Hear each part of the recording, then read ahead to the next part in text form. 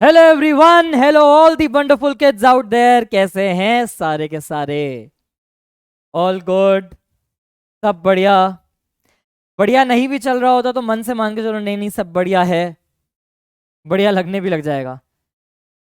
5-10% ही सही।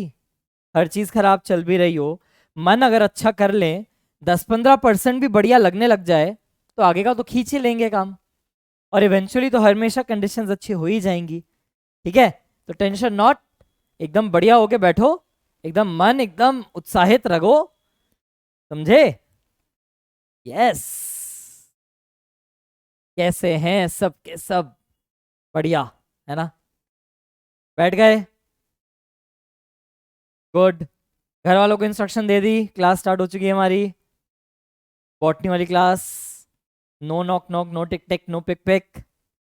एकदम full focus से पढ़ना है, एकदम लाइव क्लास की ही तरह पढ़ना है। हमेशा बताया मैंने कि कंडीशंस को सिम्युलेट, उस आप जो चीज कर रहे हो तो आपको एक ऐसा वातावरण बनाना पड़ता है। हम भी जब तुमसे बात करें तो यही तो सोच के बात करें कि तुम तो हमारे सामने बैठे हो, हम वैसे ही बात कर रहे हैं। तो तुम्हें भी पढ़ाई एकदम ऐसी करनी है जैसे कि हम डायरेक्टली साक्षात ही तुम्हारे सामने हैं। अगर साक्षात तुम्हारे सामने तो थोड़ी तुम हर 5 मिनट में बोलते सर हम क्लास से बाहर जा रहे हैं। ऐसा तो नहीं होता। ये 10 बार तुम बोल रहे हो मुझे वॉशरूम जाना है, या फोन चला रहे हो क्लास में बैठ के, या बातें कर रहे हो किसी के साथ क्लास में बैठ के, ये सब तो अलाउ नहीं होता। तो जब असली क्लास में अलाउ नहीं होता तो यहाँ पे भी वो अलाउ नहीं होगा। क्या? जितनी कंडीशंस तुम अपने लिए जेन्युइन बनाने की कोशिश करोगे, उतनी जेन्युइन मेहनत और उतना जेन्युइन रिजल्ट आएगा। ठीक है? तो लास्ट क्लास के नोट्स अगर हम देखें तो लास्ट क्लास में हमने पढ़ा था अपना dihybrid cross. Dihybrid cross की जब हमने बात करी थी तो हमने कहा था आप दो कैरेक्टर्स को एक बार में पढ़ रहे हो, और पहले हमने उसका शॉर्टकट देखा था कि दो मोनो हाइब्रिड्स को बस मल्टीप्लाई कर दो, सीधा डाई हाइब्रिड का ही आंसर आता है। हमने कहा था 3:1, 3:1 को मल्टीप्लाई कर दो, 9:3:3:1 आंसर आ जाएगा dihybrid. 1:2:1 monohybrid, 1:2:1 monohybrid, multiply कर दो तो 1:1, 2:4:1:1 डाई हाइब्रिड का जीनोटिपिक रेशियो आ जाएगा। इसके बेसिस पे हमने कहा था मेंडल साहब ने क्या दिया था, इंडिपेंडेंट असॉर्टमेंट। उन्होंने कहा था कि एक कैरेक्टर का जो डोमिनेंट लील है वो दूसरे कैरेक्टर के डोमिनेंट या रिसेसिव किसी के भी साथ जा सकता है। एक कैरेक्टर का रिसेसिव अलील दूसरे के डोमिनेंट या रिसेसिव किसी के भी साथ जा सकता है। तो राउंड येलो पेरेंट तो था, लेकिन बच्चा राउंड येलो और राउंड ग्रीन भी हो सकता है। पेरेंट रिंकल्ड ग्रीन था, लेकिन बच्चा रिंकल्ड येलो और रिंकल्ड ग्रीन कुछ भी हो सकता है। तो हमने कहा था ये था independent assortment. Capital R small R को तो अलग होना ही है गैमीट बनाने के टाइम पे, कैपिटल वाई स्मॉल वाई को अलग होना ही है गैमीट बनाने के टाइम पे। लेकिन गैमीट के अंदर कैपिटल आर के साथ कैपिटल वाई या कैपिटल आर के साथ स्मॉल वाई, ये इंडिपेंडेंट असॉर्ट हो रहा है। स्मॉल आर के साथ कैपिटल वाई, स्मॉल आर के साथ स्मॉल वाई, ये इंडिपेंडेंट असॉर्टमेंट चल रही है। एक क्रॉस हमने बनाया था ना कि अगर डिपेंडेंट असॉर्टमेंट होती, अगर कैपिटल आर बोलता कि मैं तो कैपिटल वाई के साथ ही हमेशा अलग से ग्रुप बनाऊंगा, मैं स्मॉल वाई के साथ ग्रुप नहीं बनाऊंगा। ऐसे ही हमने कहा अगर स्मॉल आर बोल देता कि मैं सिर्फ स्मॉल वाई के साथ ही ग्रुप बनाऊंगा, मैं कैपिटल वाई के साथ नहीं जाऊंगा, तो हमने कहा था हर पेरेंट जो है वो क्या कर पाता, खाली दो गैमीट बना पाता। तो आपके पास डाई हाइब्रिड होने के बावजूद वो मोनो हाइब्रिड के रिजल्ट दे रहा था। तो ये सारा हमने किया था अपने लास्ट क्लास में एज डाई हाइब्रिड क्रॉस। आज का जो हमारा लेक्चर हम स्टार्ट करेंगे उसमें सारे के सारे प्यारे बच्चों हम पढ़ेंगे मेंडल का एक और एक्सेप्शन। मेंडल के लिए हमने कहा था ना बहुत सारे एक्सेप्शंस थे। मेंडल ने कहा था one gene controls one character. हमने पढ़ा कि one gene can control many character, pleiotropy वो हम पढ़ चुके थे। मेंडल जी ने कहा था कि आपके पास जो बच्चे आएंगे वो एक ही पेरेंट को रिजेंबल करेंगे, बट इंटरमीडिएट आया तो इनकम्प्लीट डोमिनेंस पड़ा। फिर मेंडल जी ने कहा था कि बच्चा किसी एक ही पेरेंट को रिजेंबल करेगा, आइदर ऑफ द पेरेंट, लेकिन कभी कभी ऐसा भी हो सकता है बच्चे दोनों को रिजेंबल करें, तो कोडोमिनेंस भी हमने पढ़ लिया था। तो ये सारी की सारी चीज हम पढ़ चुके थे। एक एक्सेप्शन बचा था मेंडल का, वो है पॉलीजीनिक इनहेरिटेंस। और फिर हम एक न्यू एरा ऑफ जेनेटिक्स में घुस जाएंगे, chromosomal theory of inheritance. Normally जब हम इनहेरिटेंस की बात करते हैं तो we consider gene as the basis of inheritance. हम जीन को इनहेरिटेंस का बेसिस मान के चलते हैं, लेकिन बाद के काम से साइंटिस्ट ने कहा कि जो क्रोमोसोम्स हैं उससे भी इनहेरिटेंस में इफेक्ट पड़ रहा है। कौन से टाइप का क्रोमोसोम किस ऑर्गेनिज्म में जा रहा है, उससे उसके कैरेक्टर्स में चेंज आ रहा है। और फिर हम इसी थ्योरी से रिलेटेड कॉन्सेप्ट देखेंगे, लिंकेज और रिकॉम्बिनेशन का। तो ये सारी की सारी कहानी हम करते हैं शुरू। ठीक है, बैठे बैठे क्या करें, करना है कुछ काम। तो एक आदर्श विद्यार्थी जो है, उसके जीवन में जो उसका पहला परम कर्तव्य है, क्या है वो पहला परम कर्तव्य? पढ़ाई करना। पहला परम कर्तव्य हो हर इंसान का है अपने माता पिता की सेवा करना, उनकी बात मान लेना, है ना, उनके कामों में उनको हेल्प कर देना, और फिर एक अच्छा इंसान बन के अपने पढ़ाई पर आ जाना। और मैंने हर बार कहा है, पढ़ाई के टाइम पर सिर्फ पढ़ाई, बाकी चीजें नहीं। ठीक, तो चलो जी स्टार्ट करते हैं। डेट डालो, डेट डालो एंड हेडिंग डालो पॉलीजीनिक इनहेरिटेंस। डेट डाल के हेडिंग डालेंगे पॉलीजीनिक inheritance.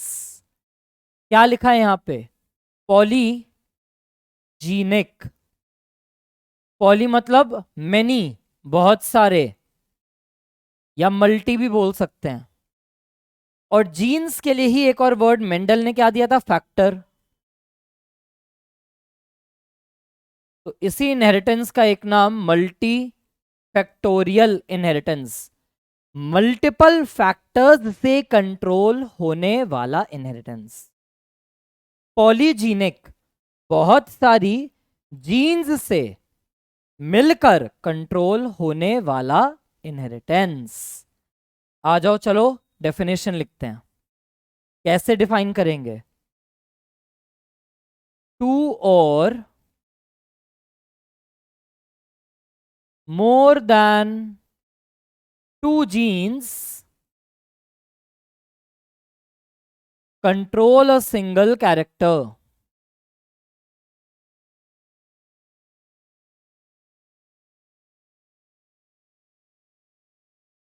Two or more than two genes control a single character. Normal case क्या था? हर बार हमने हर जगह नॉर्मल केस लिखे थे ना। तो what was the normal case? Normally Mendel ने कहा था that one gene controls one character. Pleiotropy में हमने कहा था one gene controls many character. यहां उल्टा है, कैरेक्टर कैसा है यहां पे? सिंगल, लेकिन जीन्स कितनी है? टू या मोर देन टू। तो टू और मोर देन टू जीन्स, दो या दो से ज्यादा जीन्स मिलकर एक ही कैरेक्टर को कंट्रोल करते हैं, तो ये कहलाता है हमारा पॉलीजीनिक inheritance.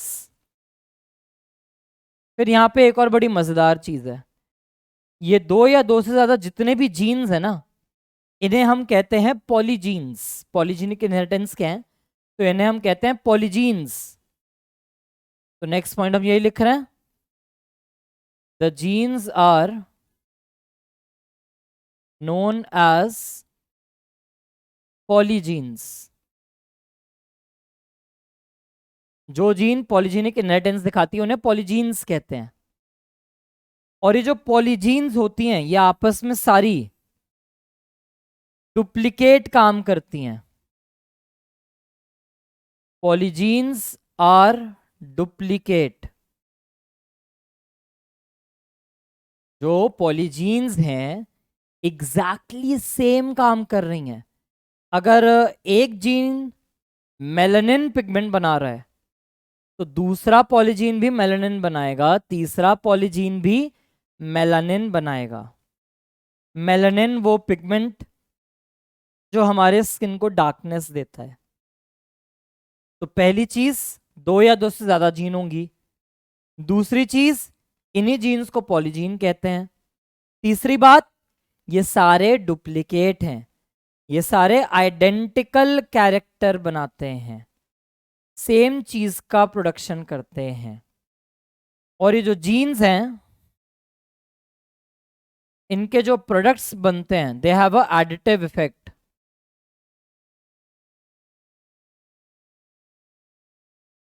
Polygenes show additive effect. जो भी चीजें सिंथेसाइज कर रहे हैं, ज्यादा चीजें सिंथेसाइज होंगी तो वो ज्यादा तगड़ा एक्सप्रेशन बनेगा, कम चीजें एक्सप्रेस होंगी तो हल्का एक्सप्रेशन बनेगा। तो polygenes will show additive effect. जैसे हमने कहा था इनकम्प्लीट डोमिनेंस के केस में, हमने कहा था अगर दो डोमिनेंट एलील हैं तो डबल क्वांटिटी में रेड पिगमेंट बन रहा है। हमने कहा था अगर एक ही डोमिनेंट एलील है तो कम रेड पिगमेंट बन रहा है, फिनोटाइप चेंज हो गया था। और डोमिनेंट एलील अगर नहीं बन रहा था तो फिनोटाइप चेंज हो गया था। तो सेम चीज यहां पर है, जितने ज्यादा डोमिनेंट एलील होते जाएंगे उतना ज्यादा स्ट्रॉन्ग कैरेक्टर एक्सप्रेस होगा। जितने कम डोमिनेंट एलील होते जाएंगे कैरेक्टर का एक्सप्रेशन उतना वीक होता जाएगा, फिनोटाइप्स उसके हिसाब से चेंज होते जाएंगे। ठीक है, सिंगल व्यू में देख के लिख लो। पॉलीजीन्स एकदम सेम काम करते हैं और वो जो भी प्रोडक्ट बनाते हैं, एडिटिव मतलब क्या होता है, एडिशन। जितना ज्यादा वो मिलते जाएंगे उतना स्ट्रॉन्ग फिनोटाइप आएगा, जितना कम होंगे उतना वीक फिनोटाइप आएगा। ठीक है, चलो आगे बढ़ते हैं।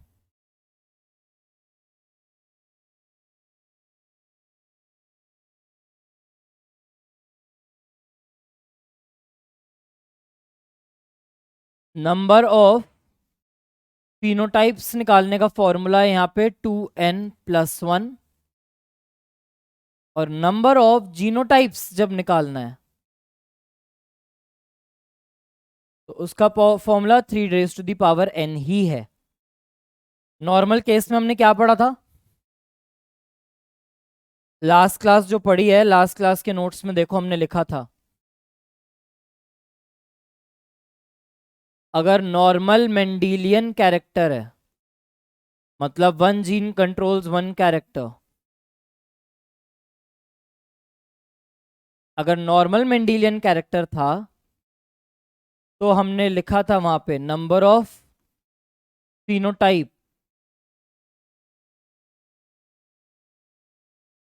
कितने टाइप के फिनोटाइप बनेंगे, ये हमने कहा था 2n से पता चलता है। और कितने टाइप के जीनोटाइप्स बनेंगे ये हमने क्या कहा था, वो 3n से ही पता चलता है। लास्ट क्लास के नोट्स खोलिए, वहां हमने कहा था मोनोहाइब्रिड क्रॉस में 2 फिनोटाइप थे, डाईहाइब्रिड में 4 थे, ट्राईहाइब्रिड में हमने कहा था 2 का ट्रिपल हो जाएगा, 2 की पावर 3 हो जाएगी। हमने कहा था मोनोहाइब्रिड में 3 जीनोटाइप, डाईहाइब्रिड में 9 जीनोटाइप, ट्राईहाइब्रिड में हमने कहा था 27 जीनोटाइप। तो ये 2n वो 3n में ग्रो करता है। और n क्या है हमारा, सेम, हेट्रोजाइगस इन F1। मोनोहाइब्रिड में F1 में एक ही हेट्रोजाइगस कंडीशन है, डाईहाइब्रिड के F1 में 2 हेट्रोजाइगस कंडीशन है। तो ये नॉर्मल फॉर्मूला हमने देखा था। पॉलीजेनिक के केस में फिनोटाइप का फॉर्मूला बस चेंज हो जाता है, जीनोटाइप हमने कहा था सेम ही रहेगा। हमेशा हमने पढ़ा था ना कॉन्सेप्ट ऑफ डोमिनेंस में कि सिर्फ जीन से डोमिनेंस डिसाइड नहीं होती, वो क्या प्रोडक्ट बनाएगा, प्रोडक्ट कैसा बिहेवियर दिखा रहा है, उसके हिसाब से डोमिनेंस, उसके हिसाब से सारी इनहेरिटेंस डिसाइड होती है। पॉलीजीनिक इनहेरिटेंस में इसी को हम बोलते हैं क्वांटिटेटिव इनहेरिटेंस। क्वांटिटेटिव इनहेरिटेंस इसी को बोलते हैं। क्यों बोलते हैं? Because the quantity of dominant alleles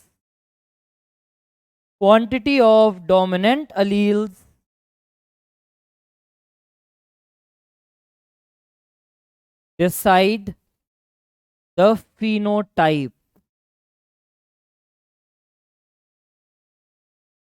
क्या पढ़ा हमने? कैसा इफेक्ट है? एडिटिव इफेक्ट है। तो यहां पे भी क्या मैटर कर रही है? उस प्रोडक्ट की क्वांटिटी मैटर कर रही है। जितनी ज्यादा क्वांटिटी होगी उतना स्ट्रॉन्ग फिनोटाइप। और ये क्वांटिटी डिपेंड किस पे कर रही है? कौन सिंथेसाइज करेगा उस प्रोडक्ट को? जो भी प्रोडक्ट है वो डोमिनेंट अलील बनाएंगे। तो जितने ज्यादा डोमिनेंट अलील का नंबर उतना ज्यादा प्रोडक्ट का नंबर, जितनी स्ट्रॉन्ग क्वांटिटी होगी उतना स्ट्रॉन्ग फिनोटाइप आएगा। तो क्वांटिटेटिव इनहेरिटेंस भी इसी पॉलीजीनिक का नाम होता है।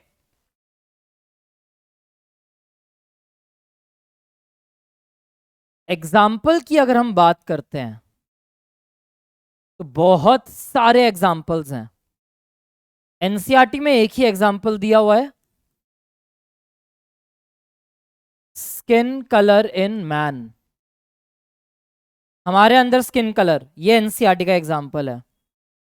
लेकिन जैसा मैंने कहा,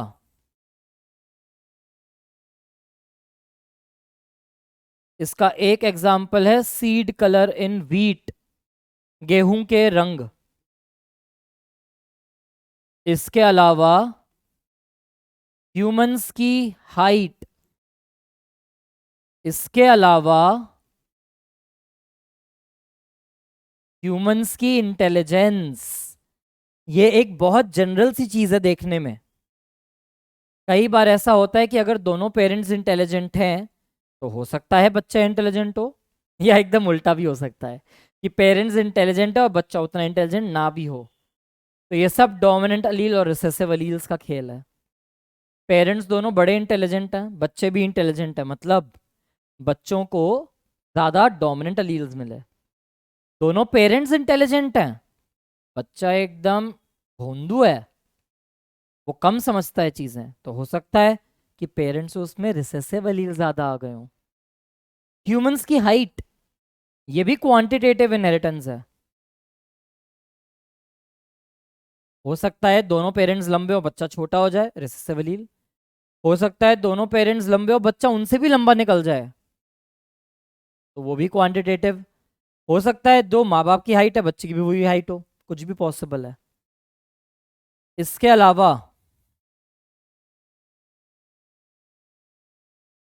meet and milk production in cattle.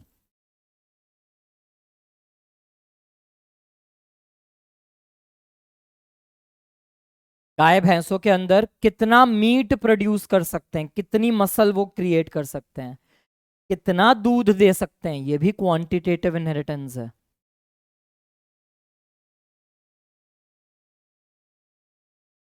Flower, fruit and seed production in plant.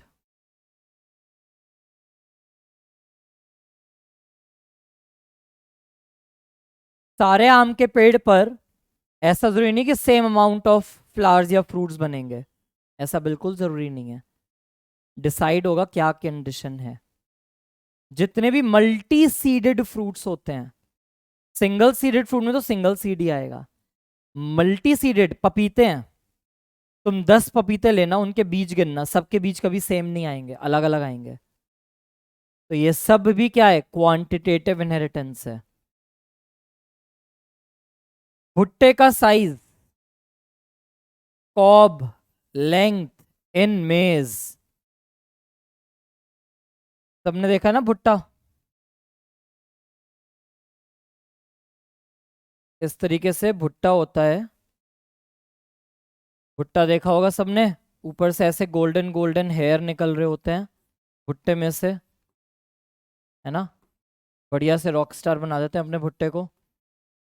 तो ये जो हाइट है इसको कॉब बोलते हैं, पूरा कॉब है, पूरा एकदम जैकेट पहने हुए छोटे छोटे मकई के दाने, इस पूरे को कॉब कहते हैं। अब कहीं पे बहुत लंबे लंबे भुट्टे होते हैं, कहीं छोटे साइज के भुट्टे होते हैं, तो वो है कॉब लेंथन मेज। तो एनसीईआरटी ने तो यही दिया है, लेकिन इसके अलावा हमारी दुनिया में चारों तरफ इतने सारे और एग्जाम्पल्स हैं जहां क्वांटिटेटिव इनहेरिटेंस या पॉलीजेनिक इनहेरिटेंस चल रही है। ठीक है, हम देखते हैं अपना स्किन कलर इन मैन को, जो एनसीईआरटी ने दिया है।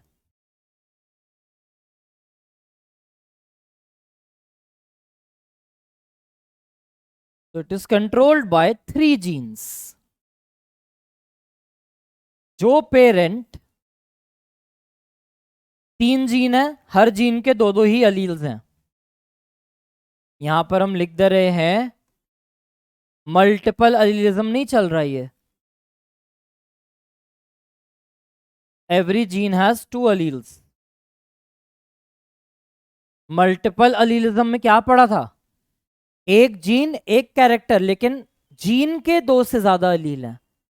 यहां हम कह रहे हैं कि उस एक कैरेक्टर को कंट्रोल करने के लिए जीन ही एक से ज्यादा हो चुकी है, 2 या 2 से ज्यादा जीन होंगी, जीन के अलील दो दो ही हैं।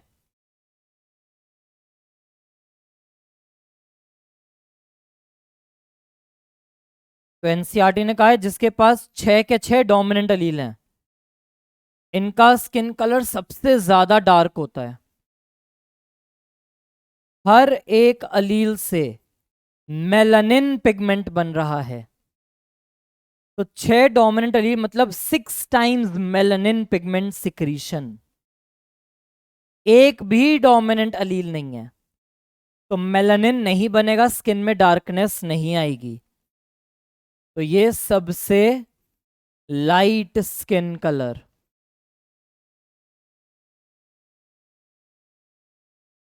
जब इनका क्रॉस होगा और F1 को देखेंगे तो F1 क्या हो जाएगा, capital A small a, capital B small b, capital C small c। They will have intermediate skin colour. अगर ये चीज एक मोनोहाइब्रिड होती, एक जीन से कंट्रोल हो रही होती, तो ये हमारा स्नैपड्रैगन जैसी कंडीशन हो जाती इनकम्प्लीट डोमिनेंस की। बट क्योंकि 2 से ज्यादा जीन है और एक ही कैरेक्टर को कंट्रोल कर रहे हैं, तो ये पॉलीजीनिक या क्वांटिटेटिव इनहेरिटेंस है। ठीक है, F1 कैसा है, यहाँ पे कैसा F1 है, 3 लोकेशन के लिए हेट्रोजाइगस। तो इसका जब आप सेल्फिंग कराओगे, इसके F2 बनवाओगे, तो वो एक ट्राई हाइब्रिड क्रॉस का एग्जाम्पल हो जाएगा जी, वहां ट्राई हाइब्रिड क्रॉस की कंडीशन लग जाती है। तो skin colour in man is controlled by 3 genes. थेओडोमिनेंट एलील मोस्ट डार्क स्किन, थेओडोमिनेंट रिसेसिव एलील सबसे लाइट स्किन, और 3 डोमिनेंट अलील अगर होंगे तो वो होगा इंटरमीडिएट स्किन कलर। ठीक है, तो पॉलीजीनिक के अंदर बस इतनी ही चीजें हमें याद रखने की जरूरत है। एनसीईआरटी इतना ही समझा रही है, नीट वाले भी इतना ही पूछेंगे। मेंडल की जो स्टडीज थी, उन्होंने मेनली ऐसे ट्रेट डिस्क्राइब किए जिसमें डिस्टिंक्ट ऑल्टरनेट फॉर्म्स थे। हमने कहा था ना, हर जगह 2 ही कॉन्ट्रास्टिंग पेयर है, टॉल है या ड्वार्फ, वॉयलेट है या वाइट, इन्फ्लेटेड है या फुल, स्मूथ है या रिंकल्ड, वो हमारा येलो सीड है या ग्रीन। लेकिन अगर हम अपने चारों तरफ देखें तो बहुत सारे ट्रेड्स हैं जिसमें डिस्टिंक्ट चीजें नहीं होती, बल्कि ट्रेड्स एक ग्रेडियंट के अक्रॉस फैले हैं। आप जब ह्यूमंस की हाइट देखते हो, ह्यूमन का स्किन कलर देखते हो, तो वो दो एक्सट्रीम टाइप्स तो नहीं है। हाइट में कितनी सारी रेंज है, स्किन कलर में कितने सारे स्किन टोन्स हैं। तो we just don't have tall और short, we have a whole range of heights. तो ऐसे जो ट्रेड्स हैं दे आर कंट्रोल्ड बाय 3 और मोर जीन्स। तो इन ट्रेड्स को पॉलीजीनिक ट्रेड्स, उन जीन्स को पॉलीजीन्स कहते हैं। ठीक है। एनवायरनमेंट का भी इन्फ्लुएंस आएगा। ह्यूमन स्किन कलर इसका बेस्ट एग्जांपल है। और क्या लिखा, phenotype reflects contribution of each allele. हर एक अलील से एक प्रोडक्ट बनेगा और उसका एक इफेक्ट कैसा लिखा हुआ है, ये लिखा हुआ है इफेक्ट इज एडिटिव। तो एनसीईआरटी में ही है कि एडिटिव इफेक्ट होता है। हर प्रोडक्ट सिंथेसाइज होगा और जुड़ जुड़ के एक मेजर फिनोटाइप क्रिएट करेगा। तो मान लेते हैं एबीसी कंट्रोल कर रहे हैं स्किन कलर को, जहां पे dominant ABC responsible for dark skin colour और रिसेसिव ट्रेट्स होंगे तो लाइटेस्ट स्किन कलर। तो capital A, capital B, capital C अगर हैं तो they will have darkest skin, सारे recessive will have the lightest skin. अब क्या लिखा है, as expected the genotype with 3 dominant allele and 3 recessive allele will have intermediate skin colour.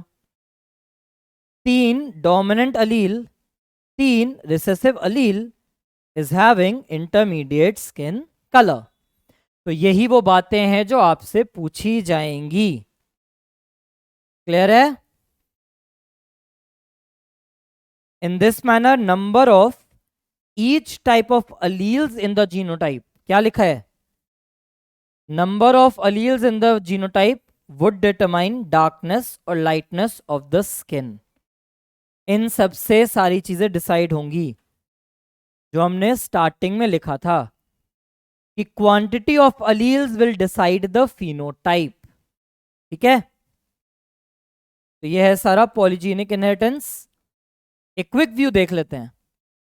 2 या 2 से ज्यादा जीन हो सकते हैं। एनसीईआरटी ने 3 और मोर देन 3 लिखा है, बट 2 और मोर देन 2 भी हो सकता है।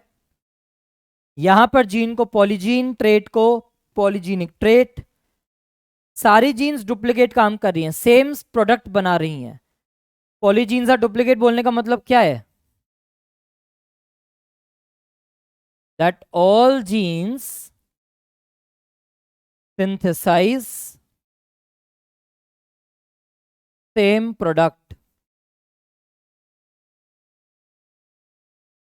और इन प्रोडक्ट्स का नेचर है एडिटिव।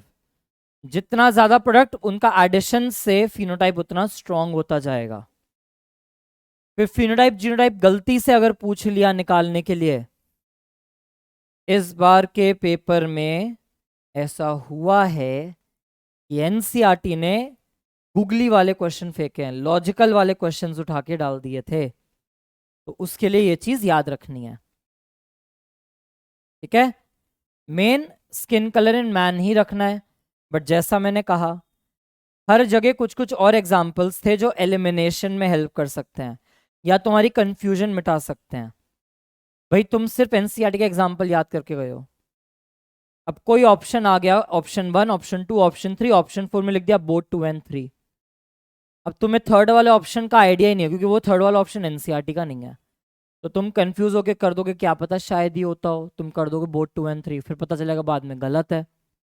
तो जहां जहां एक्स्ट्रा एग्जाम्पल थे वो लिखवा दिए हैं कि दिमाग में रहेगा, तो पता चल जाएगा भाई इसको चूज नहीं करना, ये हमें सिर्फ उल्लू बनाने के लिए डाले गए हैं एग्जाम्पल। स्किन कलर में याद रखना है डार्केस्ट कब, लाइटेस्ट कब, इंटरमीडिएट कब। अब इंटरमीडिएट देख के पता चल रहा है कि वो ट्राई हाइब्रिड है, 3 हेट्रोजाइगस कंडीशंस हैं। ठीक है। नेक्स्ट हेडिंग, नेक्स्ट हेडिंग डालो, chromosomal theory of inheritance. New heading, chromosomal theory of inheritance.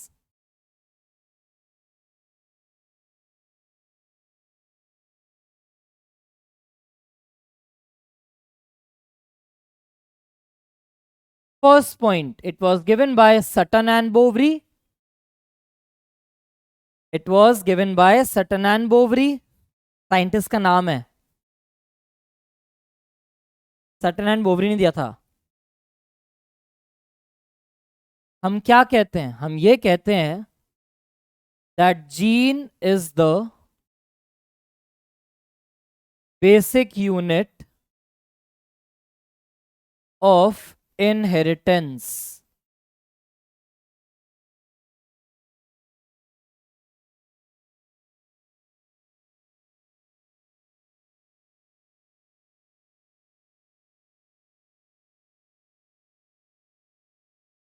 हम बोलते हैं gene is the basic unit of inheritance, लेकिन सटन और बोवरी ने बोला, इन्होंने क्या देखा? इन्होंने कहा कि जीन्स का बिहेवियर और क्रोमोसोम का बिहेवियर बड़ा पैरेलल सा चलता है। तो अपनी उस थ्योरी को उन्होंने नाम दे दिया क्रोमोसोमल थ्योरी ऑफ इनहेरिटेंस। क्या बोला इन्होंने? इन्होंने कहा that there is a parallel behaviour.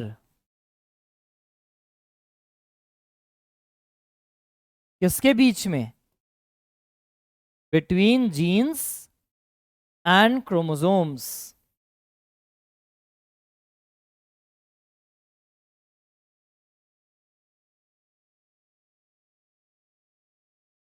ये बात कही उन्होंने।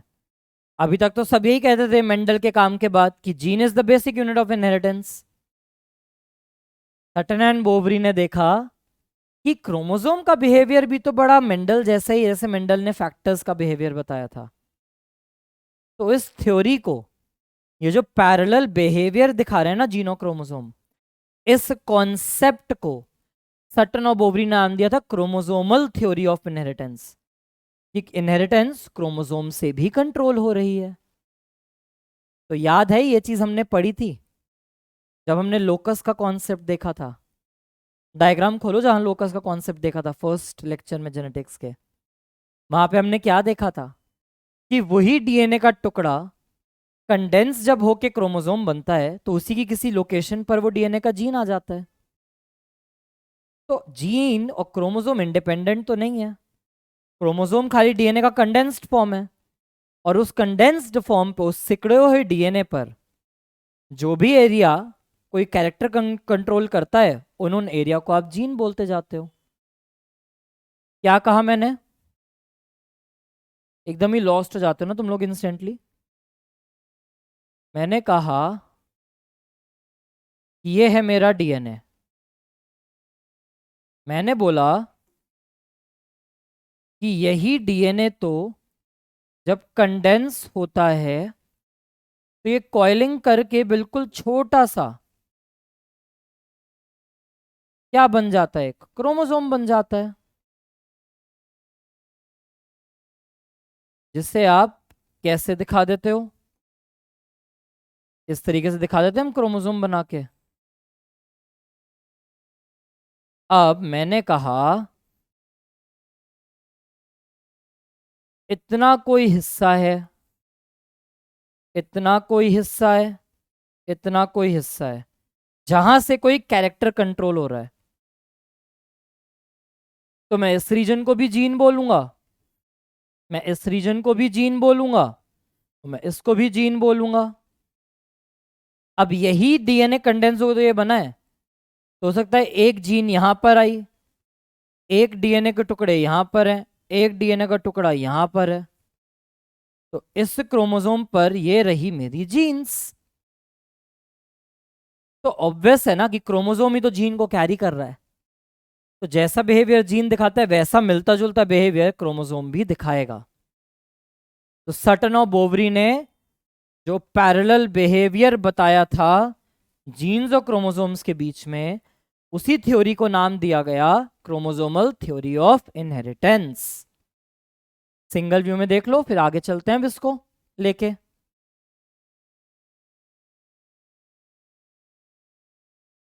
कैसे पैरेलल बिहेवियर है इनके बीच में?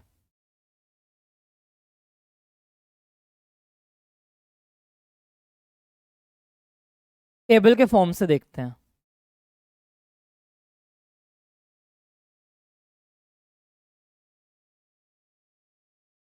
जीन और क्रोमोसोम के बीच में।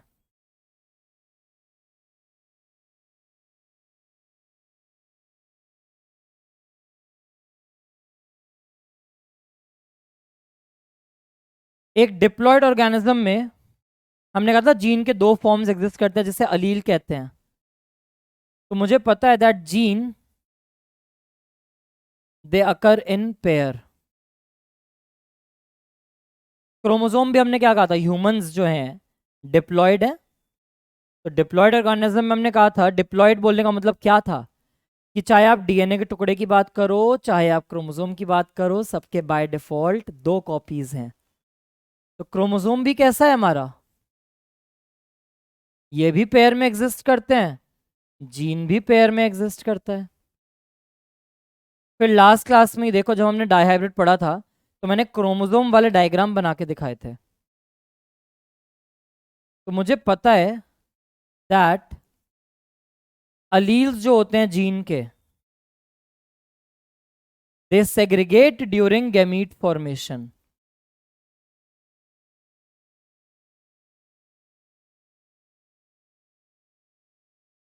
जब गैमीट बनेगा तो ये जिस पेयर की बात की जा रही है ये पेयर टूट जाएगा, अलग अलग हो जाएंगे ये सेम चीज तो यहां पे भी वैलिड है। क्रोमोसोम्स भी सेग्रीगेट होते हैं फ्रॉम ईच अदर।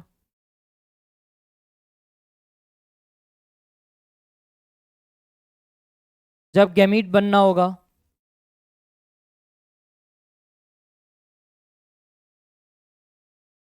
हमने कहा था कि जब पापा के अंदर स्पर्म डेवलपमेंट हो रही है या मम्मी के अंदर एग डेवलपमेंट होती है तो डिप्लॉयड सेल में 46 क्रोमोसोम्स हैं, लेकिन गैमीट के पास खाली 23 जाते हैं। इसका मतलब वो आधे हो रहे हैं ना, अलग हो रहे हैं एक दूसरे से, तो ये नेचर भी कॉमन है। लेकिन जीन की जो हम बात करते हैं तो वन पेयर की अगर हम बात करें, एक पेयर की अगर हम बात करते हैं यहां पर, तो एनसीईआरटी ने क्या लिखा है that one pair segregates independently of another pair. ये चीज लिखी है एनसीईआरटी ने। One pair segregates independently of other pair। एक पेयर का अलग होना दूसरे पेयर से इंडिपेंडेंट है,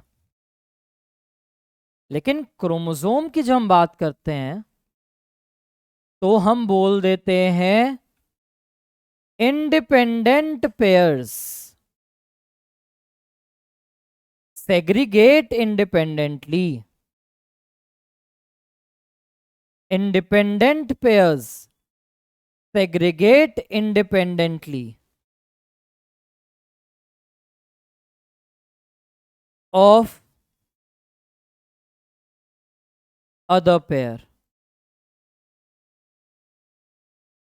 Independent pairs segregate independently of each other।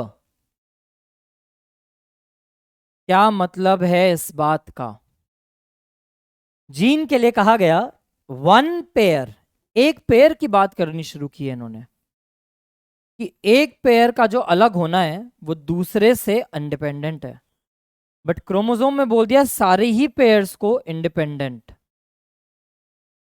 तो ये कहां इशारा कर रहे हैं, मेंडल के लॉ ऑफ डोमिनेंस ने कहा था फैक्टर्स अकर इन पेयर, तो दोनों अकर in pair.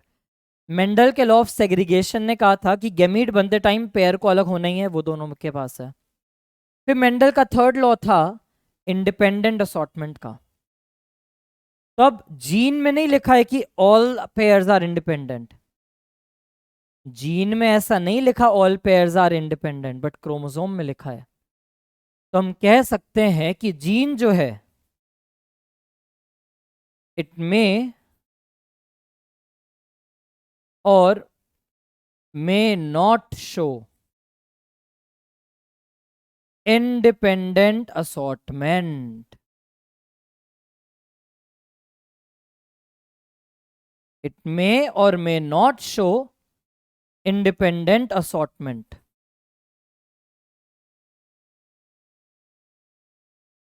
Gene independently assort कर भी सकते हैं और कुछ जीन्स ऐसे हैं जो इंडिपेंडेंटली असॉर्ट नहीं कर पाते। जब हमने डायहाइब्रिड पढ़ा था वापस से, तो हमने कहा था ना, दो केसेस हो सकते हैं। एक केस हो सकता था जहां डिपेंडेंट असॉर्टमेंट होती, कैपिटल आर कैपिटल वाई ही साथ रहते, स्मॉल आर स्मॉल वाई ही साथ रहते। ऐसा केस शायद हो सकता होता नेचर में, बट रियलिटी में क्या था, इंडिपेंडेंट असॉर्टमेंट थी। तो ऐसे बहुत सारे जीन्स हैं जहां इंडिपेंडेंट असॉर्टमेंट नहीं भी होती। लेकिन क्रोमोसोम्स की बात करें, क्रोमोसोम्स की अगर हम बात करें, तो they always show independent assortment.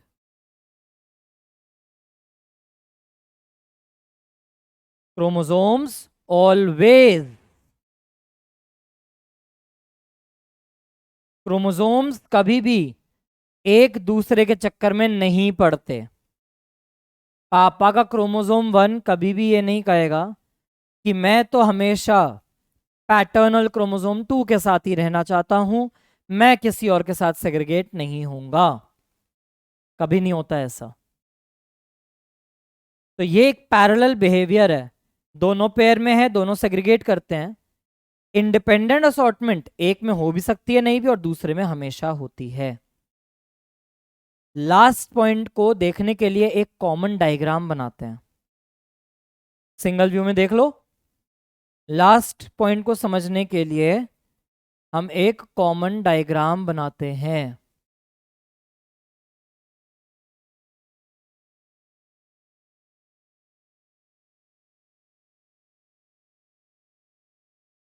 मान के चलते हैं कि मेरे पास एक सेल है,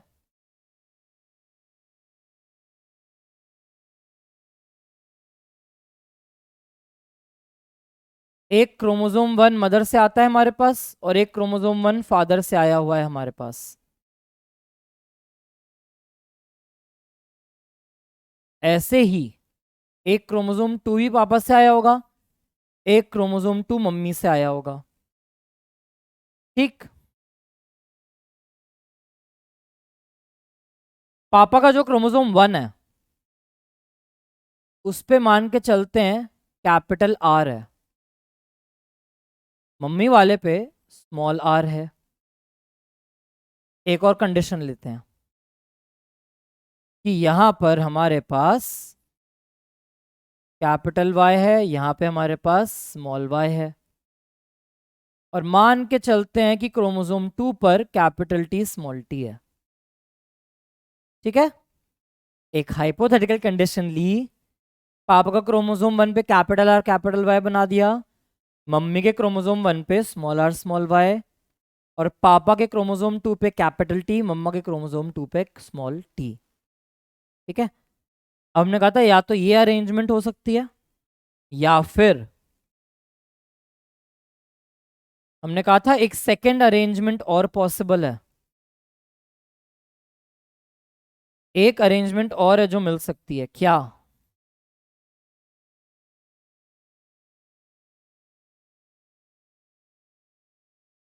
जरूरी तो नहीं ना कि 1p के नीचे 2p ही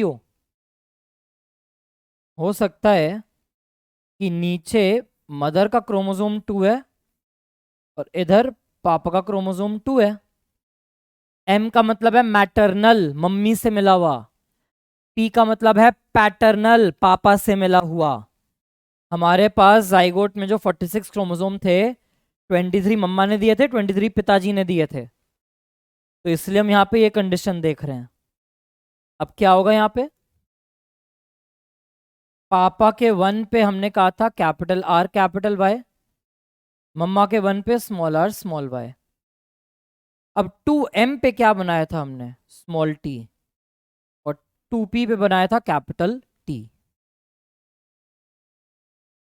इनके अंदर एनाफेज चलना शुरू हुआ।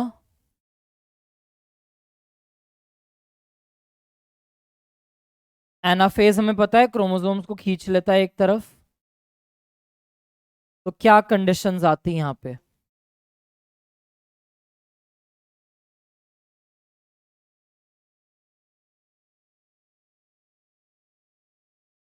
यहां पे एक सेल ऐसा आता जिसमें 1p है और 2 भी पापा से आया हुआ है। इस सेल में 1m है और 2 भी m है, मम्मी से आया हुआ है। क्या कैरी कर रहे हैं ये? Capital R, capital Y, capital T, small r, small y, small t। लेकिन दूसरा कंडीशन भी पॉसिबल है। पापा का 1, 2 मम्मा का आ गया। अगर ऐसी कंडीशन होगी सेल में तो 1p के नीचे 2m। तो पापा का क्रोमोसोम 1 है लेकिन वो जो क्रोमोसोम 2 है वो मम्मी से आया हुआ है। कोई बात नहीं, आ सकता है। क्रोमोसोम 1 मम्मी का है लेकिन क्रोमोसोम 2 हो सकता है पापा का आ गया हो। 1p क्या कैरी कर रहा था? कैपिटल R, कैपिटल Y, लेकिन स्मॉल t के साथ। यहां small r, small y, capital T के साथ। तो कंडीशंस क्या क्या बन गई? Capital R, capital Y, capital T, small r, small y, small t, small r, small y, capital T, small r, sorry capital R, capital Y, small t। इस type की condition अगर होती, मैं 3 जीन की बात करता, मेरा जीनोटाइप क्या है यहाँ पे? Capital R, small r, capital Y, small y, capital T, small t।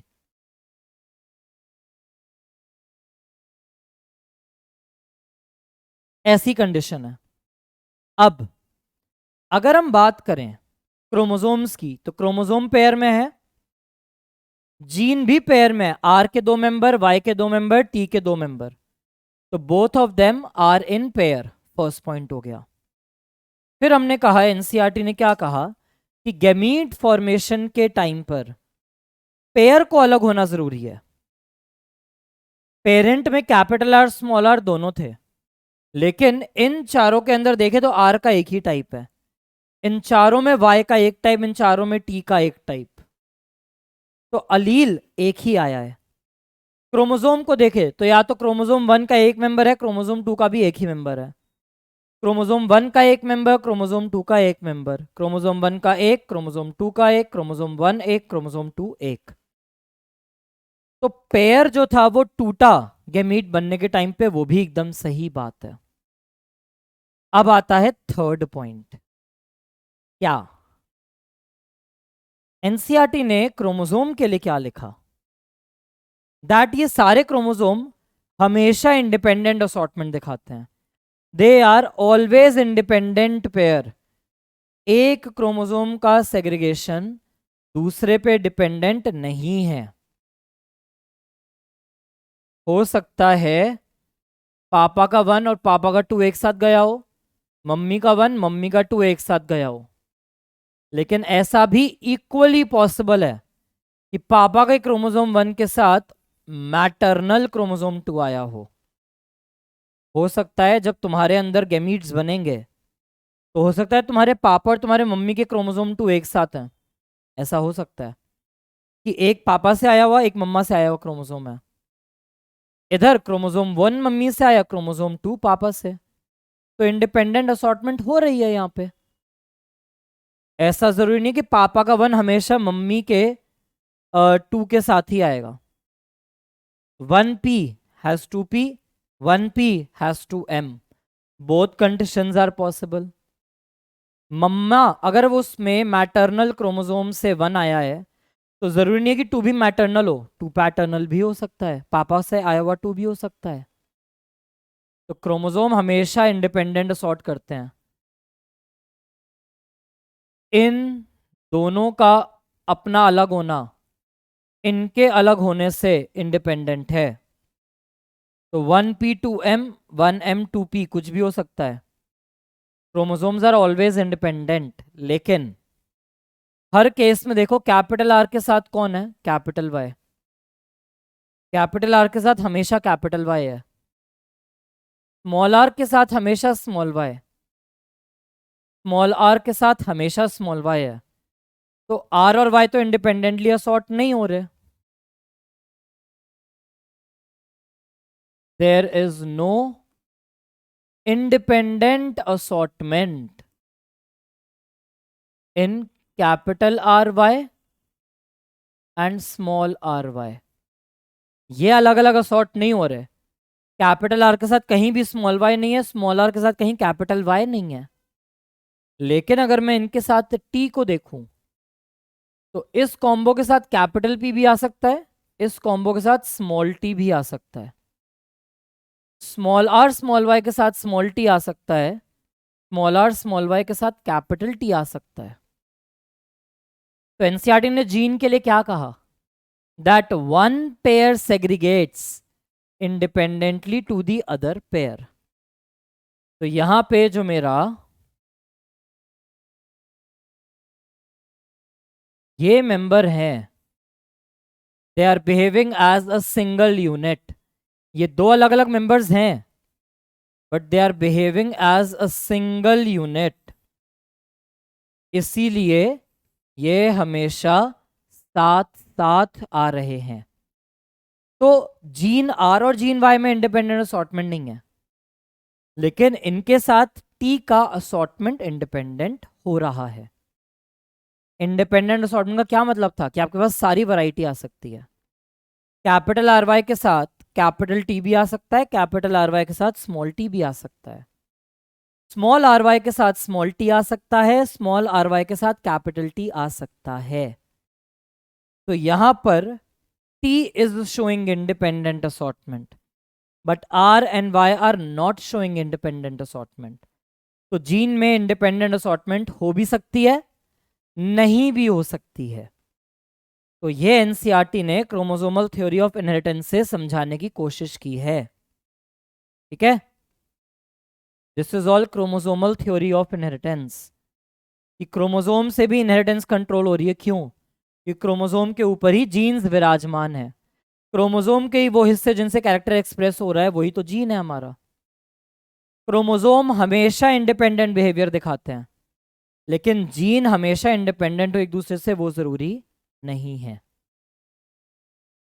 ठीक है, हमने स्टार्टिंग की चीज ऑलरेडी पढ़ रही थी। हमने कहा था मेंडल ने अपना काम 1865 में पब्लिश किया था। एनसीईआरटी ये लिखती है,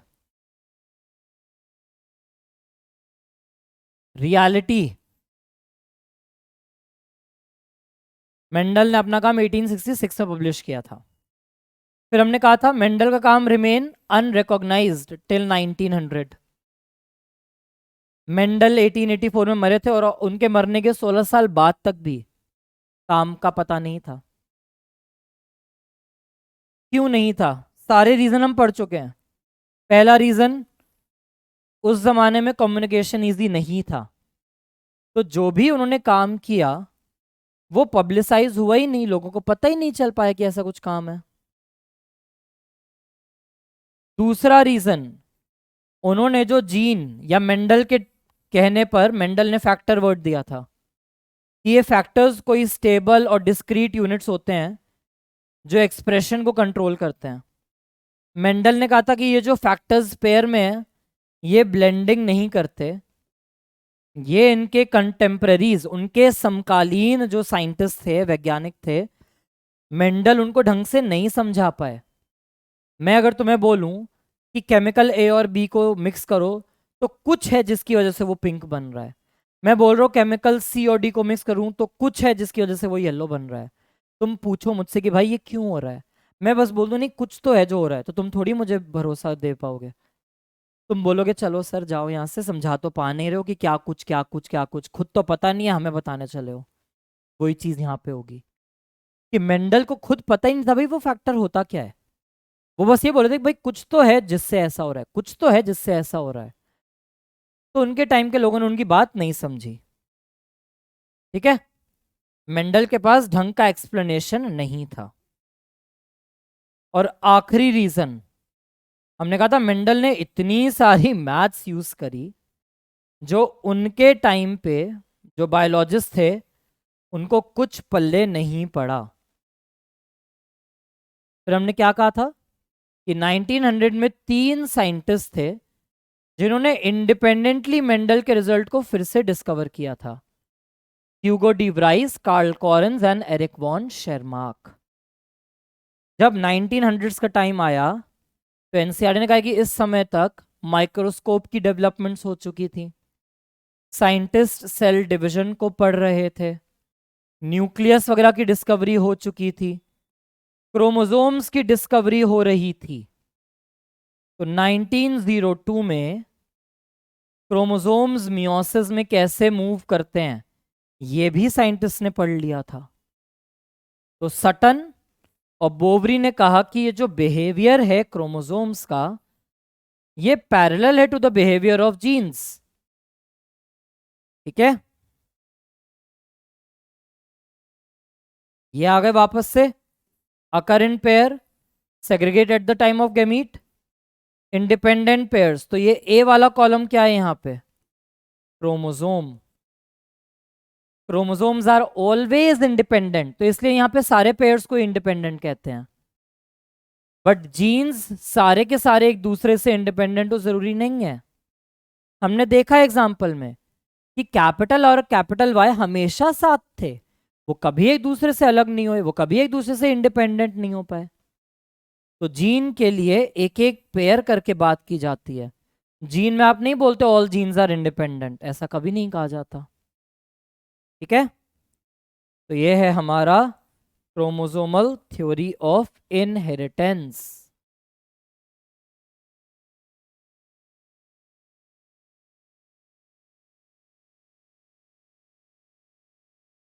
एनाफेज ऑफ मियोसिस 1 मतलब किसकी बात कर रहे हैं ये, एनाफेज 1 की बात कर रहे हैं। वो जो दो क्रोमोसोम के पेयर मेटाफेज पे अलाइन हुए थे वो इंडिपेंडेंटली एक दूसरे से अलग हो जाते हैं। तो क्रोमोसोम्स आर ऑलवेज इंडिपेंडेंट। ये रहा है वो एनसीईआरटी का डायग्राम जो दिखाया इन्होंने। मियोसिस 1 में एक कंडीशन हो सकती है जहां ये ऑरेंज और ग्रीन एक साथ जा रहे हैं, येलो और रेड एक साथ जा रहे हैं। लेकिन उसी ऑर्गेनिज्म के कुछ सेल ऐसे हो सकते हैं जिसमें ऑरेंज के नीचे रेड है, येलो के नीचे ग्रीन क्रोमोसोम है। जैसे हमारे डायग्राम में हमने देखा कि एक पॉसिबिलिटी है कि पेरेंट 1 के नीचे, पापा के 1 के नीचे ही पापा का 2 है, बट ऐसा भी हो सकता है कि पापा के 1 के नीचे मम्मी वाला 2 आ गया। इन्होंने उसी चीज को दो अलग कलर से दिखा दिया। तुम यहां पे मान सकते हो कि ये 1p, ये 1m, ये 2p, ये 2m। हो सकता है कि 1p और 1m के नीचे उल्टी कंडीशन हो जाए, 2m और 2p, ऐसा अरेंजमेंट भी हो सकती है।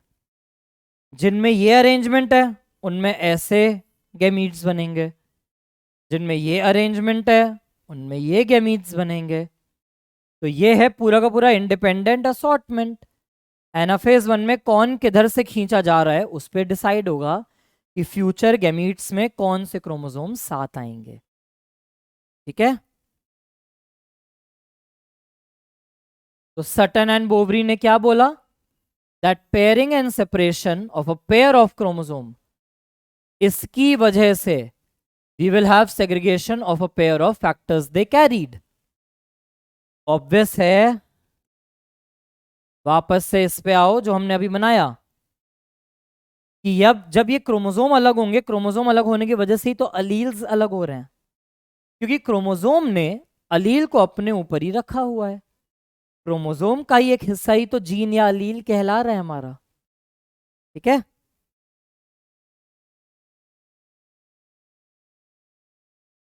तो यही है सारी की सारी चीज। यहां पर एनसीईआरटी ने लिख दिया है, Sutton united the knowledge of chromosomal segregation with Mendelian principles and called it chromosomal theory of inheritance. अगर कभी तुम्हें एज इट इज ये स्टेटमेंट मिलती है तो एज इट इज ये स्टेटमेंट भी ट्रू मानी जाएगी। अपना दिमाग मत लगाना कि सर सटन के साथ बोवरी तो दिया नहीं इसलिए हमने फॉल्स कर दिया था।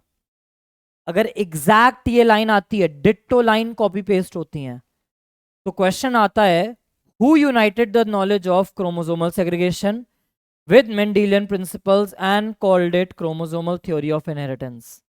तो तुम अकेला सटन टिक करोगे, एनसीईआरटी के स्टेटमेंट में खाली सटन का नाम है। और अगर स्टेटमेंट आती है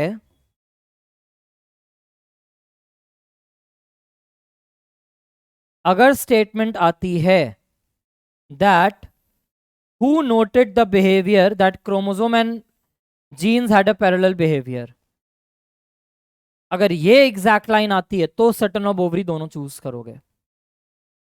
इन जनरल अगर पूछा जाता है, इन दोनों में से कोई डिट्टो स्टेटमेंट नहीं आ रही, इन जनरल पूछा गया है कि क्रोमोसोमल थ्योरी ऑफ इनहेरिटेंस किसने दिया, तो आप सटन एंड बोवरी दोनों को चूज करोगे। लेकिन ये लाइन बहुत ध्यान रखना, बहुत बार मैंने देखा है बच्चे इस लाइन में कंफ्यूज होकर गलत आंसर टिक कर लेते हैं। ठीक है,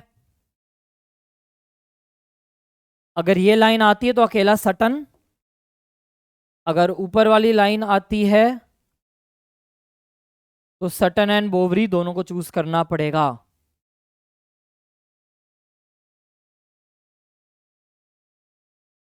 आ जाते हैं अपने लास्ट टॉपिक पे, लिंकेज एंड रिकॉम्बिनेशन के कॉन्सेप्ट पे। अभी अभी हमने क्या डिस्कस किया, हमने क्या देखा? हमने ये देखा कि भाई क्रोमोसोम तो हमेशा ही इंडिपेंडेंट है, लेकिन जीन हमेशा इंडिपेंडेंट हो ऐसा जरूरी नहीं है। कई बार जीन्स एक दूसरे के साथ ही रहते हैं, वो एक दूसरे के इतने करीब हैं कि छोड़ नहीं पाते एक दूसरे का साथ। तो जब जीन्स एक दूसरे के बड़े करीब होते हैं तो उस करीबी रिश्ते को समझाने के लिए एक साइंटिस्ट ने यह वर्ड दिया था, लिंकेज। लिंक मतलब जुड़ा होना। तो this term was coined by a scientist known as Morgan, जिनके बारे में हम अगले क्लास में पढ़ेंगे। लिंकेज को हम डिफाइन करते हैं एज फिजिकल एसोसिएशन। कैसा एसोसिएशन है? फिजिकल एसोसिएशन है of two genes of a single chromosome.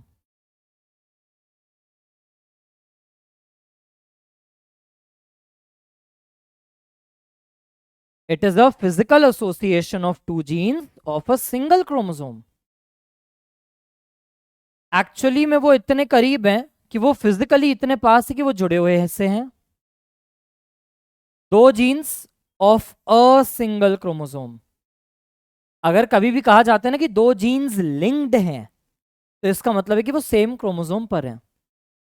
कभी भी दो अलग अलग क्रोमोसोम पे वाले पाए जाने वाले जीन लिंकेज नहीं दिखाते।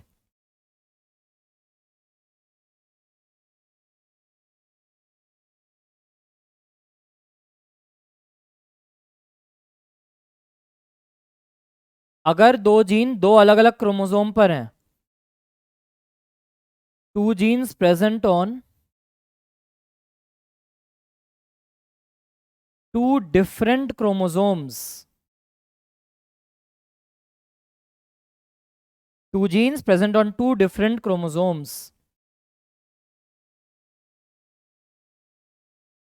do not show linkage.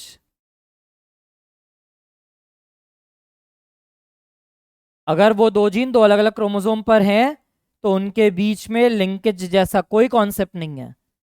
Linkage का कॉन्सेप्ट सिर्फ तब आता है जब दो जीन्स एक ही क्रोमोसोम पर हो, तब ये लिंकेज का कॉन्सेप्ट आता है। फिर हमने ये टर्म पढ़ी थी डाइहाइब्रिड क्रॉस में, रिकॉम्बिनेशन मतलब नए कॉम्बिनेशन बनना जो पेरेंट जैसे नहीं थे। तो रिकॉम्बिनेशन क्या है? Formation of new non parental types. Formation of new non parental type. Mendel के केस में हमने देखा था कि राउंड के साथ तो येलो पेरेंट था, तो जो राउंड के साथ ग्रीन बच्चे बने थे F2 में उनको हमने रिकॉम्बिनेंट कहा था। पेरेंट रिंकल्ड के साथ ग्रीन था, तो जो भी F2 के बच्चे रिंकल्ड के साथ येलो कलर दिखा रहे थे हमने उनको रिकॉम्बिनेंट बोल दिया था, क्योंकि वो नॉन पेरेंटल टाइप था। ठीक है, 11th में हम पढ़ते हैं ना ये चीज कि मेरे पास एक क्रोमोसोम है, मेरे पास दूसरा क्रोमोसोम है, and there is a point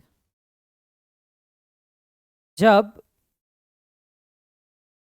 ये दो क्रोमोसोम्स आपस में जेनेटिक एक्सचेंज करते हैं। 11th में सेल साइकिल के चैप्टर में मियोसिस के अंदर मियोसिस 1 में प्रोफेज 1 के अंदर एक स्टेज थी पैकिटीन स्टेज, जहां रिकॉम्बिनेशन या क्रॉसिंग ओवर होता है। और इस क्रॉसिंग ओवर का रिजल्ट क्या निकलता है फिर?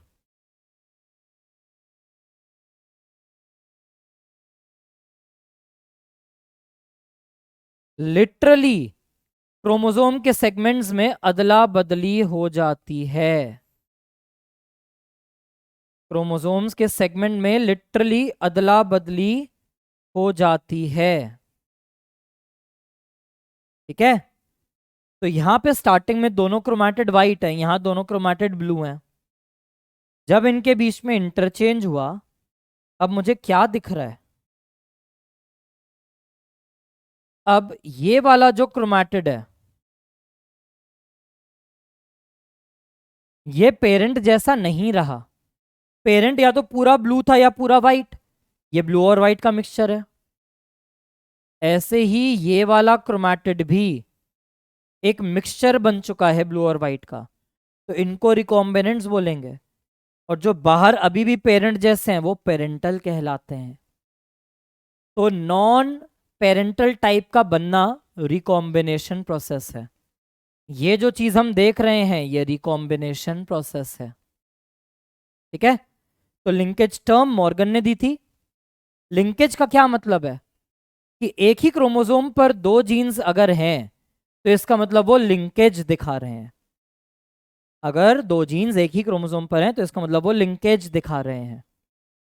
और जब गैमीट फॉर्मेशन के टाइम पे मियोसिस के टाइम पर जेनेटिक एक्सचेंज चलता है तो वहां रिकॉम्बिनेशन आती है।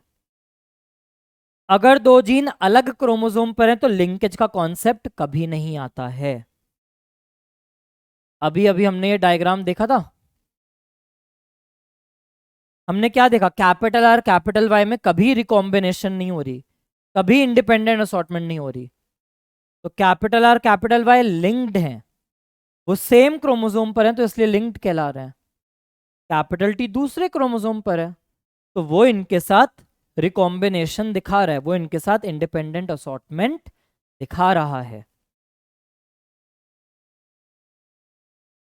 देख लो सिंगल व्यू में वापस से इसे। जब हम लिंकेज की बात करते हैं तो एक लिंकेज होती है जिसे हम कहते हैं कंप्लीट लिंकेज, एक लिंकेज होती है जिसे हम कहते हैं टाइट लिंकेज, और एक लिंकेज ऐसी होती है जिसे हम कहते हैं loose linkage.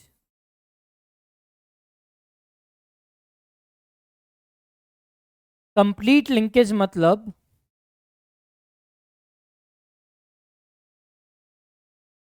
two genes are always together. आज तक उन दो जीन्स के बीच में कभी रिकॉम्बिनेशन नहीं हो पाई।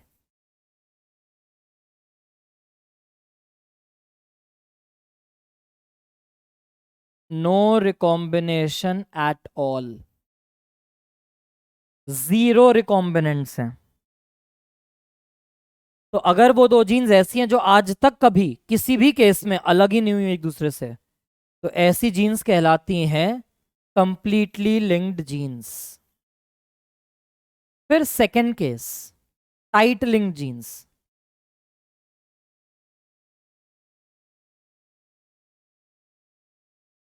टू जीन्स आर क्लोज, ऐसा नहीं कि रिकॉम्बिनेशन नहीं हो रही, होती है, लेकिन number of recombinants are very very less. यहां रिकॉम्बिनेंट हो ही नहीं रहे, रिकॉम्बिनेशन हो ही नहीं रही।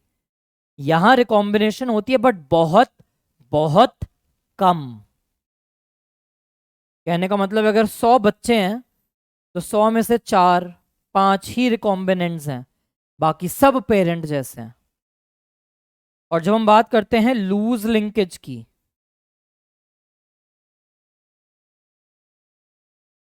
To genes are situated far away on same chromosome।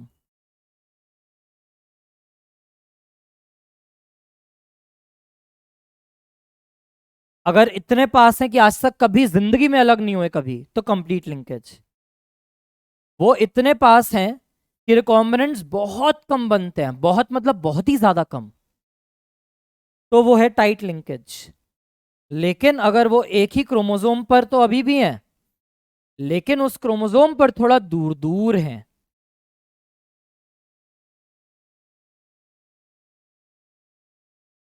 यहां पे number of recombinants are comparatively high.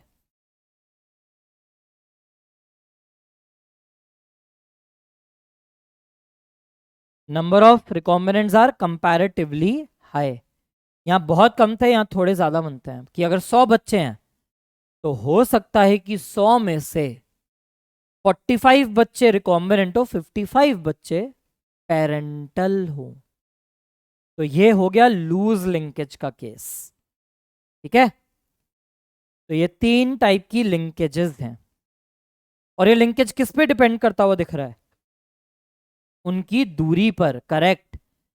पास है तो कंप्लीट या टाइट लिंकेज हो सकती है, बट अगर सिचुएटेड फार अवे हैं एक दूसरे से, तो उनका डिस्टेंस ज्यादा है, तो वो लूज लिंकेज हो सकती है।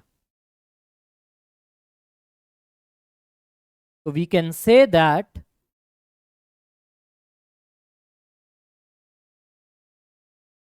distance between two genes on same chromosome, distance between two genes on same chromosome decides the degree of linkage। पास की रिश्तेदार हैं, दूर के रिश्तेदार हैं, कैसे हैं वो? ठीक है, जितनी ज्यादा दूरी होगी उनके बीच में,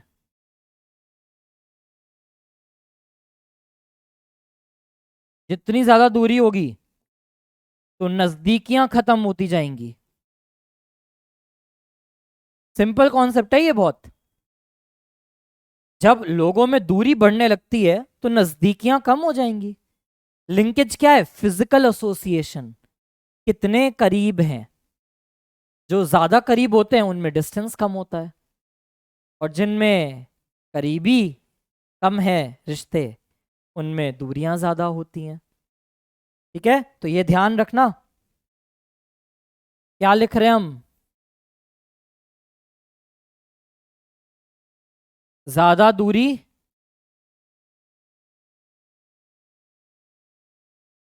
तो नजदीकियां कम।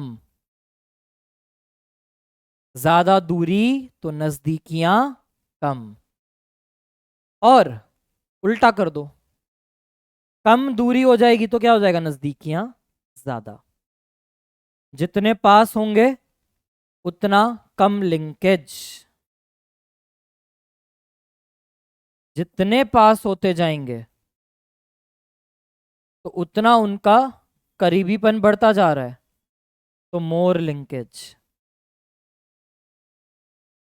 जब दूर होते हैं तो रिकम्बाइन करना आसान हो जाता है। जब जीन्स दूर होती हैं तो उनके बीच में अदला बदली करना आसान हो जाता है। जहां पे नजदीकियां कम होंगी तो कोई चीटिंग कर भी रहा होगा तो जल्दी पता नहीं चलेगा, लेकिन जहां नजदीकियां पास होती जाएंगी, हल्की फुल्की चीटिंग हुई तो भी पता चल जाएगा। तो मोर distance less linkage and more chances of recombination, है ना। गर्लफ्रेंड है, बॉयफ्रेंड है, उनके बीच में दूरियां बढ़ती जा रही हैं, नजदीकियां कम होती जा रही हैं। तो हो सकता है वो लड़का ने दूसरी कोई गर्लफ्रेंड बना ली हो, गर्लफ्रेंड ने कोई दूसरा बॉयफ्रेंड बना लिया हो, उसने रिकॉम्बिनेशन, एक नया कॉम्बिनेशन रेडी कर लिया है। लेकिन अगर डिस्टेंस कम है, लिंकेज ज्यादा, तो तब चीटिंग नहीं होगी, तब रिकॉम्बिनेशन कम हो जाएंगे। तो ये चीज बहुत अच्छे से याद रखनी है। क्या याद रखनी है? डिस्टेंस ज्यादा तो रिकॉम्बिनेशन ज्यादा, तो ये डायरेक्टली प्रोपोर्शनल है। डिस्टेंस ज्यादा लेकिन लिंकेज कम, तो ये इनवर्सली प्रोपोर्शनल है।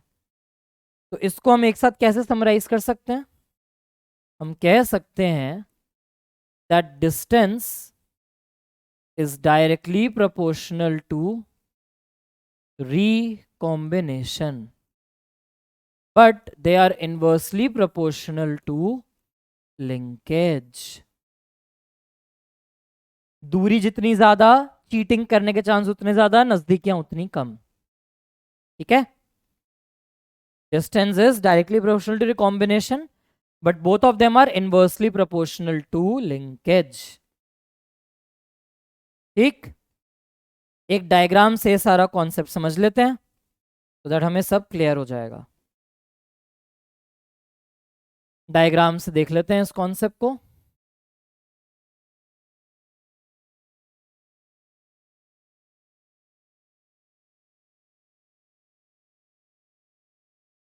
इस तरीके से हमने बना दिया अपने क्रोमोसोम्स।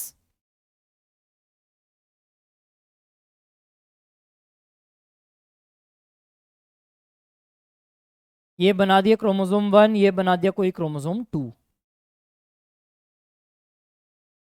अब 1 पे मैंने बैठा दिया ए को, दूसरे 1 पे मैंने बैठा दिया स्मॉल ए, एकदम चिपका के बना देता हूं कैपिटल बी। स्मॉल बी दूसरे के पास। ठीक है। सेम क्रोमोसोम 1 पर थोड़ा दूर में बना देता हूं कैपिटल डी, और दूसरे में बना देते हैं स्मॉल डी, और इधर हम बना देते हैं कैपिटल ई, और इधर स्मॉल ई। दो अलग अलग क्रोमोसोम ले लिए, 4 जीन्स ले लिए, इससे सारे एग्जाम्पल पढ़ लेंगे। ठीक। मान लेते हैं यहां पे क्रॉसिंग ओवर का इवेंट चला इसके बीच में, ये क्रॉसिंग ओवर का इवेंट हुआ, यहां पर भी क्रॉसिंग ओवर का इवेंट हुआ। जब ये क्रॉसिंग ओवर खत्म होंगी, जब ये क्रॉसिंग ओवर खत्म हो जाएगी,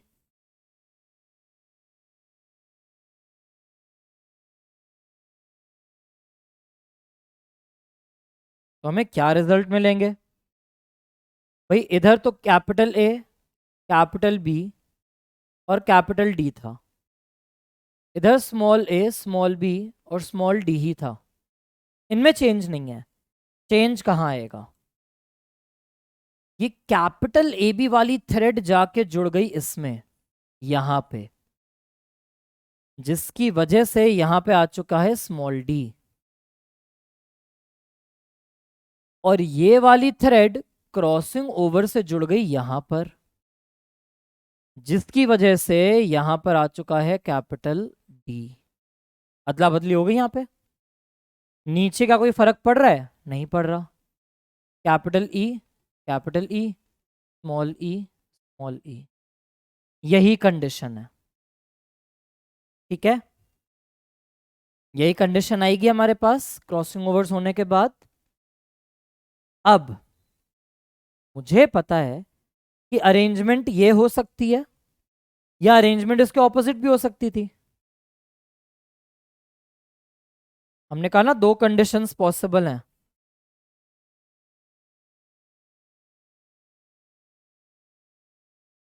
We can have two conditions.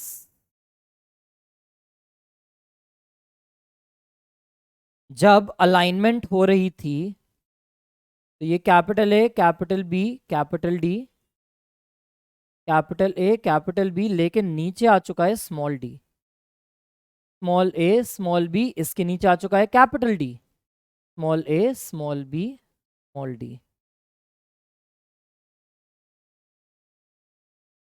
ऐसी कंडीशन आ सकती है। इसकी पोजीशन इंटरचेंज भी हो सकती है कुछ कुछ सेल्स में। ओवरऑल प्रोसेस तो यही चल रही होगी। अब अगर ये कंडीशन है तो क्या क्या कॉम्बिनेशन बनेगा? A B capital D capital E, A B capital D capital E, ये एक सेल के अंदर जाएंगे। यहां पे capital A, capital B, small A, small B, ये चारों एक गैमीट के अंदर चले जाएंगे तो ये गैमीट बनेगा। स्मॉल, ये दो कैपिटल, ये डी, ये ई, ए बी डी छोटा ई कैपिटल, ये एक गैमीट में चले जाएंगे। 1 2 3 4, स्मॉल ए, small B, capital D, small e, ये एक गैमीट में चले जाएंगे। और इस सेल से आखिरी गैमीट क्या बनेगा? Small A B, small D, small E, small A B, small D, small e. इस सेल से ये चार गैमीट बन सकते हैं। इस वाले सेल से क्या आएगा? Capital A B, capital D, capital A B, capital D, small e, इस टाइप का एक गैमीट बनेगा। Capital A B, small D, small E, capital A B, small D, small e, ये दूसरे टाइप का गैमीट बनेगा। Small A B, capital D, capital E, small A B, capital D, capital E, ये एक gamete बनेगा। और last gamete क्या आएगा? Small A B, small D, capital ई। तो इन जीनोटाइप में, इन कंडीशन में इतनी सारी चीजें पॉसिबल हैं। अब मैंने क्या देखा यहां पे? कैपिटल ए बी ये रहा, capital A B, small A B, small A B. ऐसा कोई केस है ही नहीं जहां पे इनमें रिकॉम्बिनेशन हुई हो।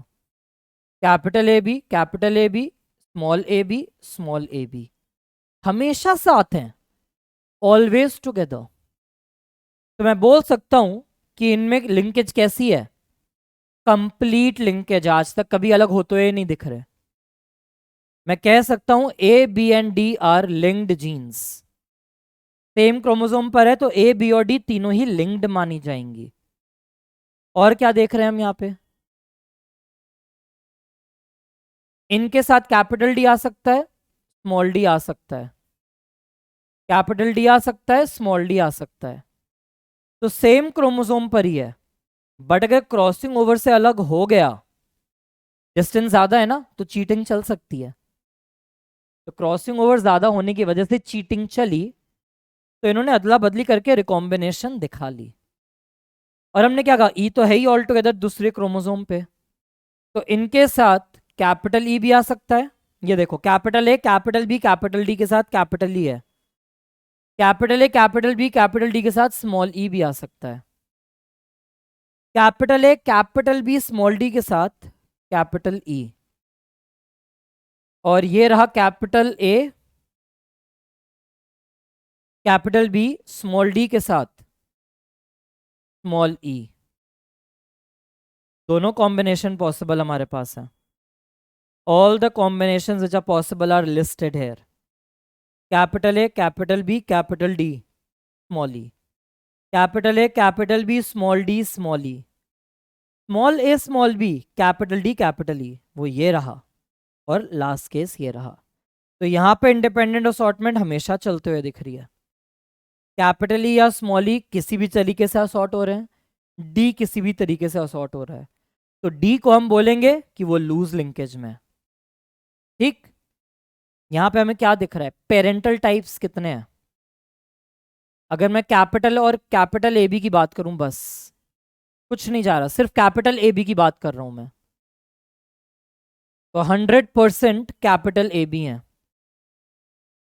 ठीक है, और स्मॉल ए बी भी क्या है, हमेशा साथ है, कभी अलग नहीं हो रहे. 50% capital A B, 50% small A B. But है क्या 100%, ये पेरेंटल टाइप्स. ये भी पेरेंटल, वो भी parental. Capital A capital B के साथ कैपिटल डी आ रहा है या स्मॉल डी आ रहा है, तो ये रिकॉम्बिनेंट्स हो गए. तो हम यहाँ पे क्या देख पा रहे हैं, what can we see here, कि हमारे जो रिकॉम्बिनेंट्स हैं, ए बी के केस में तो 0 रिकॉम्बिनेंट आ रहे हैं.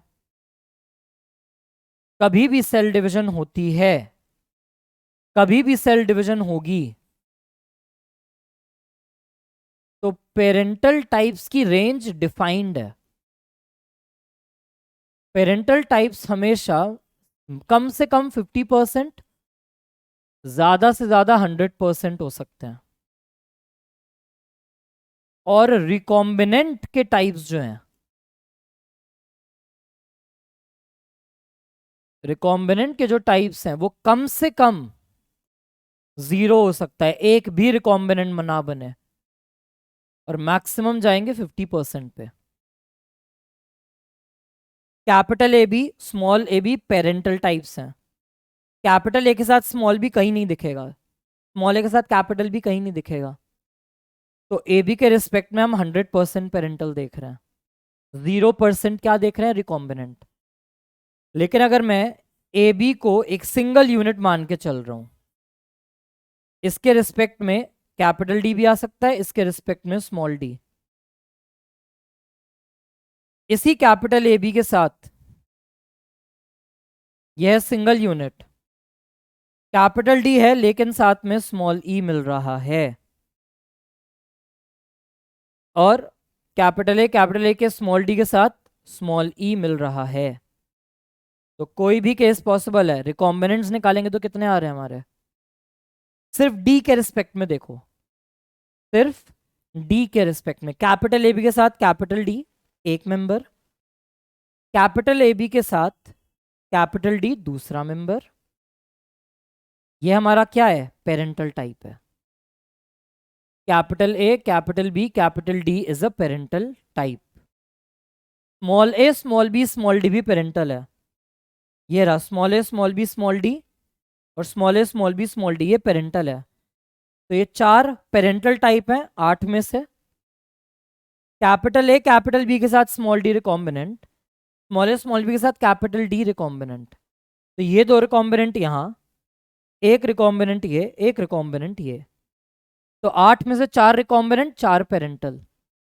रिकॉम्बिनेंट मैक्सिमम कितना जा पा रहा है, 50%, और पेरेंटल कम से कम कितना है, 50%. तो जाके ये रिजल्ट आ जाता है. ठीक है, तो this is about linkage and recombination. Next class जब होगी तो उसमें हम देखेंगे कि इस क्रोमोसोमल थ्योरी ऑफ इनहेरिटेंस को, लिंकेज रिकॉम्बिनेशन को मॉर्गन ने कैसे प्रूव किया था. पहले ये करके देखो. Select the correct statement for dihybrid cross. Tightly linked jeans हैं सेम क्रोमोसोम की, वो ज्यादा रिकॉम्बिनेशन दिखाएंगी. क्या कहा था, नजदीकी ज्यादा है तो क्या चीटिंग कर पाएगा, नहीं, false. Genes far apart on the same chromosome show very few recombination, गलत. हमने कहा है वो सेम क्रोमोसोम पर बहुत दूरियां आ चुकी हैं, तो चीटिंग के चांस ज्यादा हो जाएंगे. genes loosely linked on same chromosome show similar recombination as the tightly linked ones. बिल्कुल गलत, सेम हो ही नहीं सकती। तो बचा लास्ट ऑप्शन, जो टाइटली लिंक्ड जीन्स हैं उनकी सबसे कम रिकॉम्बिनेशन होगी। Next, not correct for 2 genes that show 50% recombination frequency. हमने कहा था 50% मैक्सिमम रिकॉम्बिनेशन है, तो 2 जीन्स मैक्सिमम रिकॉम्बिनेशन दिखा रही हैं, इनमें से कौन सी स्टेटमेंट ट्रू नहीं हो सकती? Genes are tightly linked, false. Tightly linked genes में 50% पहुंच नहीं सकता। Genes are showing independent assortment, ये ट्रू हो सकता है। जीन्स अगर सेम क्रोमोसोम पर हैं तो उनमें बहुत सारे क्रॉसिंग ओवर्स हो रही हैं, ये भी सही बात है। जीन्स में बी ऑन डिफरेंट क्रोमोसोम, सही बात है। तो ऑप्शन ए हो गया फॉल्स। थर्ड ऑप्शन क्या लिखा है कि उनमें बहुत सारे क्रॉसिंग ओवर हो रहे हैं, जितने भी मियोसिस चल रही है उसमें बहुत सारे क्रॉसिंग ओवर हो रहे हैं, तो रिकॉम्बिनेशंस बनेंगे बहुत सारे। एक ये लास्ट में पुराने वाले कॉन्सेप्ट कल आया था कि तुम देखो तुम्हें पुराना कॉन्सेप्ट कितना याद है। कौन सा इसमें से सिस्टम हमारा सही है? जिनका ब्लड ग्रुप ए है उनके पास एंटीबॉडी ए और एंटीजन बी होती है, क्या ये सही है या गलत? ब्लड ग्रुप ए है, फॉल्स। हमने कहा था ब्लड ग्रुप का नाम एंटीजन के बेसिस पर है। ब्लड ग्रुप बी में एंटीजन बी है, एंटीबॉडी ए की है, करेक्ट। ब्लड ग्रुप एपी में एंटीबॉडी से और बी, गलत, एक भी एंटीबॉडी नहीं थी। ओ में कोई एंटीजन और कोई एंटीबॉडी नहीं है, गलत, एंटीबॉडी ए बी दोनों की थी। ऑलराइट, तो that is it for this lecture. वापस से एक बार ये लेक्चर सुनना, वापस से एक एक चीज को मन में दोहराना कि क्या क्या बोल रहे हैं, एक एक स्टेप को फॉलो करना, तब जाके समझ में आएगा। थोड़ा सा ट्रिकी कॉन्सेप्ट है ये, बट टेंशन मत लो, अगले क्लास में हम फिर से इसी कॉन्सेप्ट को मॉर्गन के एक्सपेरिमेंट से समझेंगे, ठीक है? टिल देन बिल्कुल भी निराश नहीं होना। कभी भी कोई चीज़ अगर बुरी हो जाती है किसी दिन में, तो बस वो एक दिन, वो एक लम्हा, एक क्षण बुरा है, ठीक है? पूरी जिंदगी उससे बुरी नहीं हो जाती। तो थोड़े टाइम की बुरी पल से अपने पूरे जिंदगी को बुरा नहीं समझना। आपकी जिंदगी बहुत अच्छी है, you are blessed, you have everything in life, but we will work hard to get more in life. ठीक है? Till then, your Agrim sir is signing off. Take care. All the best. Bye bye.